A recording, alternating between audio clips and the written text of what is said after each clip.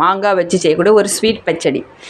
ரொம்ப புளிச்சதை எடுக்கக்கூடாது, ரொம்ப புளிக்காமலும் இருக்கக்கூடாது. அந்த மாதிரி மாங்காய் எடுத்துக்கிடணும். ஒரு விளைச்சலில் 3/4 விளைச்சல் வந்தானே, அதாவது இந்த மாதிரி அதோட சீடு இந்த சைஸில் இருக்கக்கூடிய பதத்தில் நம்ம மாங்காய் எடுத்துட்டோன்னா அது வந்து லாஸ்ட்டு பார்க்கும்போது பச்சடி மாதிரி இருக்காது, ஜாம் மாதிரியே இருக்கும். நல்லெண்ணெய் வேண்டாம். ஓகே, போட்டுருவோம். வச்சு கொஞ்சமாக தண்ணி ஊற்றி வேக வச்சுருவோம்.